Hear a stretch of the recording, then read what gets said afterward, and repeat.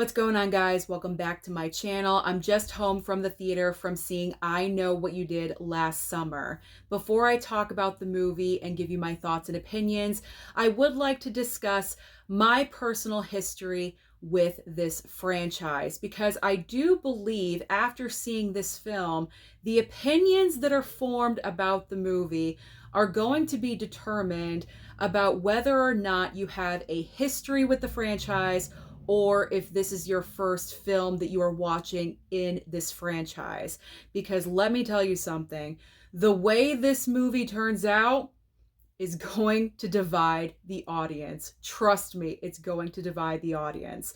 So my personal experience with the I Know What You Did Last Summer movies, I am only talking about the first two films. I have never seen I'll Always Know What You Did Last Summer. That is the third film in the franchise. There's also an I Know What You Did Last Summer TV series. I believe it was on Amazon Prime. I never saw that TV show. I never saw the third movie. So I am just going by the first two films. The original I Know What You Did, and then I Still Know What You Did Last Summer. Growing up in the 90s, it was all about Scream and I Know What You Did Last Summer. These films were released pretty much back to back.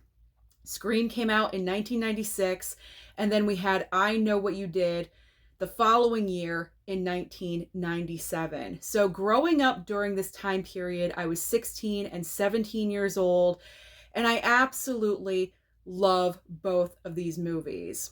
I Know What You Did Last Summer, and also the sequel, I Still Know What You Did Last Summer.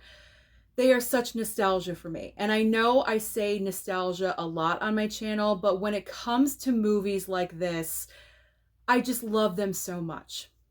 I love them so much. I love the characters, especially the first movie. I mean, this movie was really kind of like lightning in a bottle. The casting was perfect.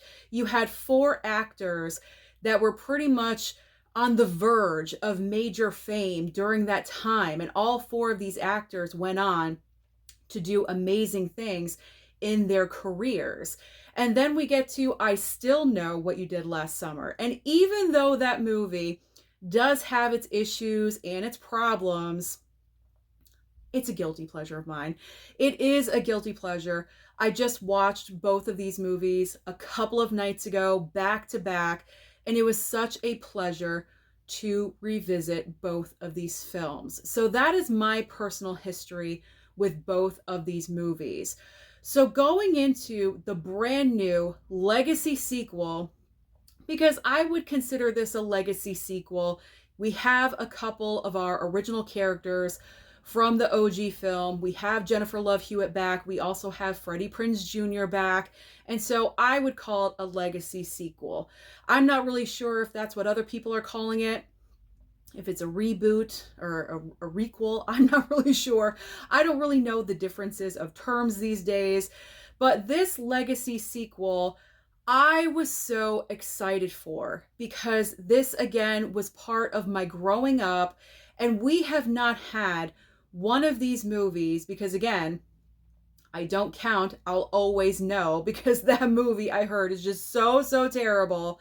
We haven't had a movie like this in this franchise for over 25 years. So a sequel for this franchise was way overdue. Considering the popularity of Scream going on with Scream 5 and Scream 6, I'm surprised that a recent reboot, legacy sequel, whatever it is, for this franchise was not greenlit a while ago. But regardless, it is here. So when I saw the trailer for I Know What You Did Last Summer, 2025, I was extremely excited. I'm like, yes, it is here. It's around the corner. We got the trailer. It looks great. I am getting excited for this movie.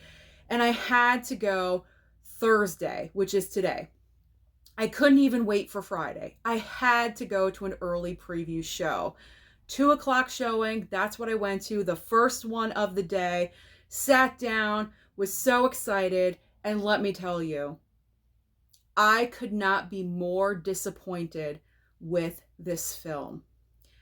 There are choices that were made for this film that just blew my mind, that was the direction that they decided to go in. Now, the co-writer, I should say, and the director of this movie, I am not familiar with her work. I am not sure if this is the first major project that she has ever done. I am not really sure if I want to watch something that she is a part of ever again, because I feel like this director took something from my teenage years that I consider to be so amazing and so incredible to me, and just ripped it up and tossed it over her shoulder and said, you know what? We're going to anger some people with this movie. And that is what she did. She really angered me when it came to this film. Now, I am going to avoid spoilers. I was kind of considering making this an I hate this movie video and just spill everything. But I'm not going to do that. I'm not going to spoil everything right off the bat. I am going to be vague. I'm going to be as vague as possible because it is opening weekend. And I want you guys to go out there and experience this movie for yourselves. As I always say, we all have differences of opinion. My opinion about this movie, I really don't like it. I am so disappointed in this brand new film. I cannot even express to you how much I hated this movie. I got home from the movie theater. I went upstairs to feed my cats. And as I'm feeding my cats, I am venting to my mother because she was like, how was the movie? How was it? Did you like it? Because she knew how excited I was for this film. And I had to tell her that I hated it. And it broke her heart that I hated it because she knows my love of the prior films. So where this movie went wrong with, for me in particular, the group of friends, the brand new group of friends that we are dealing with in this movie, I really didn't like any of them. I didn't really get attached to any of their characters. We don't really have backstories for any of them. We know that they're like high school friends. They were very tight in high school. There are a couple of friends in the friend group that are celebrating their engagement or something. They're on the pathway to getting married. So that's the reason why all of these friends come back together after being separated. There always has to be something to bring the friend group together. So the celebration is happening and all of these friends are together, but I'm not getting any other kind of backstory or history. So because of that, it's very difficult for me to connect with these brand new characters. But they're kind of like stereotype characters. We've got the pretty blonde that she's the one that's getting married, and you know, her groom that she's getting married to kind of has a little bit of an alcohol problem, I will say that. And he is kind of a jackass in the movie, which causes, you know, consequences in the film. He's kind of like the Ryan Phillippe character from the OG movie. So I didn't really connect with those characters, didn't really care about any of them. And of course, they get into the situation, which causes everything. And I'm not going to, you know, describe the exact situation, but it's kind of a rinse and repeat of the original film. Even the location is pretty much the same, but other than that, I'm not saying anything else. The circumstances are a little bit different, but it's kind of difficult to believe, you know, so I didn't really like how that entire scene was executed. And then the dialogue, the script, I personally thought the script was extremely weak. I mean, I'm not expecting Shakespeare with these kinds of movies. I mean, these are cheesy horror films, okay? Like, but we got to have some kind of standard here. And I felt like the script for this movie was just kind of dumbed down. It wasn't that great. The dialogue that was being said just it just wasn't good. I honestly just don't know how else to describe it. It was dumb. It was dumb. It was not good at all. Bad choices, dumb decisions are made throughout the entire film. It's kind of difficult for me to describe this movie without spoiling anything. I'm really trying, guys. I'm really trying not to spoil anything. What I will say is that with our legacy characters returning, with Jennifer Love Hewitt and also Freddie Prinze Jr., this is where I got really excited. It's been forever since we've seen both of these actors on screen. So to get both of them in this movie was fantastic. So I was very hyped up for this. And I was so disappointed again when I see Jennifer Love Hewitt on screen as Julie James, and as she's acting in front of me, all I see is Jennifer Love Hewitt. I don't see the character of Julie James. I feel like she lost her somehow, some way. I'm not really sure what happened there. The acting is so wooden and uncomfortable. And the same with Freddie Prinze Jr. I'm not really sure what happened there. I think it's because of the script. If the script was stronger, I really do think that the acting could have been elevated just a little bit. But it just felt so awkward. In particular, between Jennifer Love Hewitt and Freddie Prinze Jr., they do have one specific scene together. It feels so awkward. So awkward. It's just, I can't spoil anything. That's what's really driving me nuts. I can't spoil anything, but it's awkward. It's just really awkward. And something happens between this couple and their backstory, their back history, because the last time that we see both of these characters at the end of I Still Know, they're happy. They're happy. They are in love. They are together.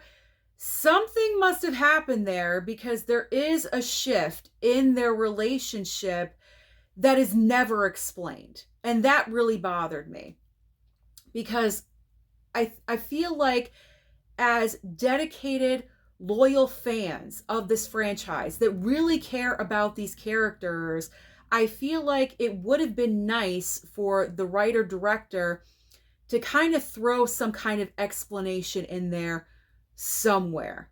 Just somewhere in there of what happened between the two of them. And I can't go any further than that because it's going to spoil some things. So I was really disappointed with that angle of those characters and where they are now and what's happening and what they're dealing with. Just, it felt incomplete.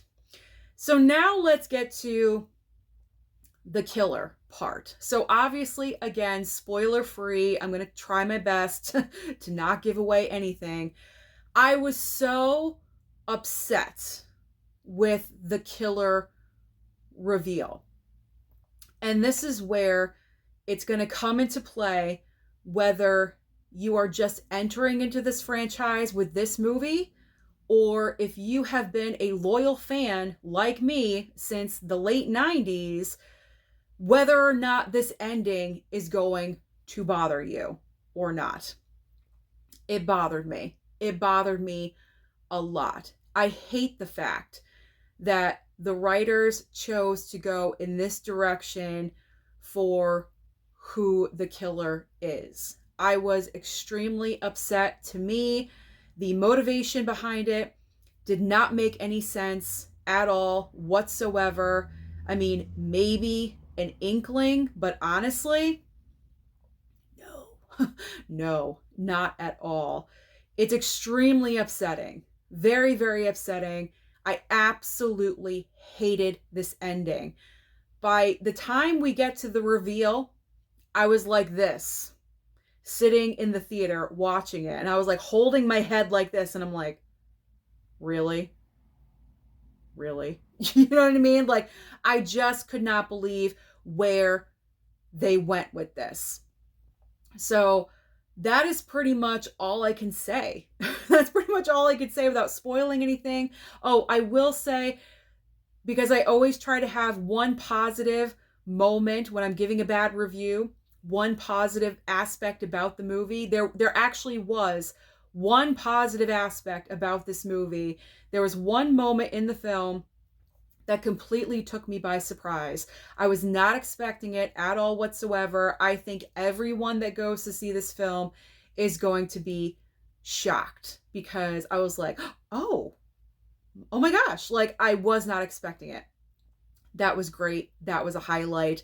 But other than that, nothing. Absolutely nothing. As a huge fan of this franchise, I could not be more disappointed with I Know What You Did Last Summer 2025. I will not pick this up on physical media. I promise. Like, I'm not. I refuse. I refuse. I will watch it again when it lands on streaming, because this is from Sony, so it will go to Netflix for streaming. So when that does happen, then I will rewatch the movie. Maybe I'm being overly critical. I will give it another chance, but I don't think my opinion about this movie is going to change. I am so completely disappointed with this film. I the excitement, the hype for me was there. I was thrilled. And when I left and I got in my car, I went on Letterboxd and I gave it a 1.5 star. I absolutely hated this movie. And I hate what this movie has done to my franchise. I really, really do. I can't stand it. So those are my basic thoughts. Not my out of the theater reaction, but my just home from the theater reaction of I Know What You Did Last Summer. Not good. Major disappointment. But go ahead, experience it for yourselves. And if you would like to comment down below and let me know your opinion about this movie, please feel free to do so. Don't forget to like and subscribe before you leave, and I'll see you next time.